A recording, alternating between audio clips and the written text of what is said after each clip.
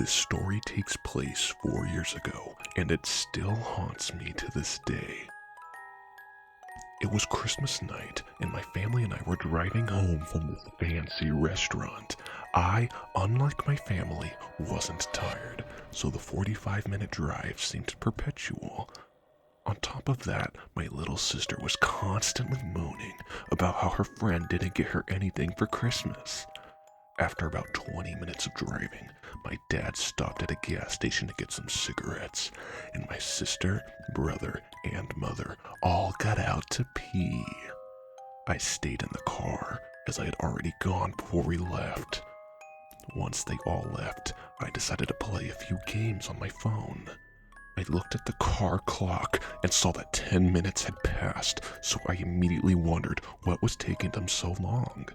As soon as I peered out the car window, I saw a man staring at our car. The man startled me as I didn't know how long he had been there watching.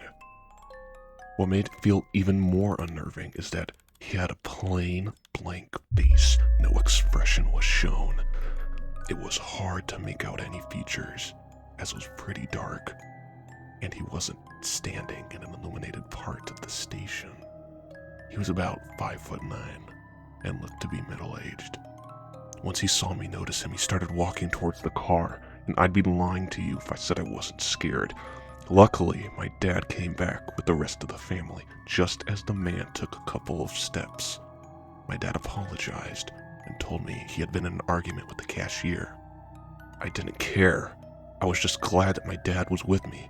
I took another glance at the man outside, and he was still staring, but this time, he had an annoyed look on his face. We drove off, and for the rest of the car ride, I couldn't stop thinking about that man. This wouldn't have been too bad if it had ended there, but it didn't. Later that night, I was watching YouTube while everyone else slept, and luckily for me, a storm was raging over us. I enjoy storms. It makes me cozy, as if I'm laying in bed. I put my phone down and just enjoyed the ambiance. That didn't last for long, as I heard something smash into the window behind me. I lurched forward and nearly fell out of my bed. I thought a bird had just smashed into the window. I parted the blinds, and what I saw next haunted me. I saw a man standing out by my parents' cars, looking up at my room. I took a closer look, and I nearly had a heart attack. It was the same man I saw at the gas station. Only this time, when our eyes met, he grinned. Oh! Being the 14-year-old I was, I did the manly thing and screamed at the top of my lungs. Ow! My dad came running down the stairs and entered my room. "What are you screaming for?" he said. I told him about the man, and I explained everything that had happened. My dad grabbed a baseball bat and told me to call the police. After about 10 minutes, the police turned up outside our house and found the man in our shed. He got arrested, and that was the last time I saw him. Or so I thought. The next day, my dad inspected the house, and we found the handle of our back door had been damaged, but not completely broken. This gives me an eerie feeling, as if he had actually managed to get in. He could have harmed us, or possibly killed us.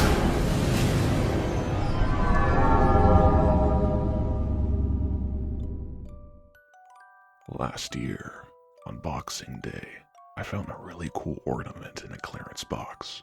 It had a built-in camera to record a unique perspective on your holiday celebrations. I grabbed the last one from the store's dusty shelf and brought it home for less than $10. I forgot about it until my wife, my 2 daughters, and I decorated the house earlier this month. I told my daughters about the camera and said we'd secretly catch Santa in the act. I had an old costume in the attic and intended to deliver some gifts in full view of the camera on Christmas night. My girls were overjoyed and went back and forth trying to find the best place to put the ornament on the tree. They had no idea Daddy repositioned it later so we could actually catch the living room and a good angle. In the nights leading up to Christmas, I turned the camera on to make sure everything was working properly. In the morning, I previewed the footage just long enough to confirm the thing was working. Satisfied, I entered the micro SD card back into the ornament and slipped in a new battery in anticipation for the big night. Daddy didn't want to disappoint his girls with the failed recording now, did he? We enjoyed Christmas Eve as a family, playing board games and eating way more junk food than there was room in our stomachs. Like we do every year, we let our daughters open one gift from Mommy and Daddy before going to bed. The girls, still riding their sugar high, could be heard giggling in their bedrooms from all the way upstairs. "Shut up," I told them. From time to time, my wife and I could hear one of them shush the other, claiming she heard hooves on the roof or bells jingling. Eventually, our kiddos dozed off. My wife kissed me on the cheek and headed to bed while I turned off all the lights. I retrieved the costume and tiptoed to the living room, getting ready for my big feature film debut. I did everything you would expect Santa to do. I ate most of the cookies. I drank the milk. I pet my large stomach and said, "Ho, ho, ho's," and I dropped a few presents by the fireplace, all in full view of the camera.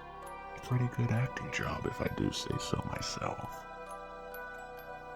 On Christmas morning, the girls came running into our bedroom to wake us up. They excitedly insisted we watch the video before opening the presents. I transferred the footage to my laptop, forwarded to where Santa showed up, and pressed play. My girls squealed with delight and jumped in front of the screen, frantically waving at Santa while obscuring the video from my view. It brought me so much joy to see how happy the girls were. I was too lazy to stop the video, so it continued to play in the background while we unwrapped our gifts. I spotted a box I had not seen the night before. It was small and wrapped in a blue foil paper I did not recognize. My name was on it, but my wife seemed as surprised as I was to see it there. Noticing my confusion, my youngest daughter spoke. "Daddy, that's gotta be from Mr. Elfie," she said, her voice cheerful and bright. I was ready to dismiss her elf comment as just another weird thing kids say, but my wife wasn't so quick to ignore it. "Honey, what elf?" she asked. My daughter pointed at the laptop. By then, the video had ended, and all that was left on screen was a preview of the first frame. "The one that came with Santa," she answered. Panic struck me like a bird in a jet propeller. I know my wife didn't dress up as an elf. I scanned the video, clicking forward and back until I saw what my daughter had seen. There was something in the living room. He walked into the corner after I turned the lights off. He stood there, watching me, parading around as Santa. The video went completely quiet after that. It was as though the camera failed to record a single sound. The strange, tall man in an elf costume stood perfectly still for over an hour, watching the camera from a distance.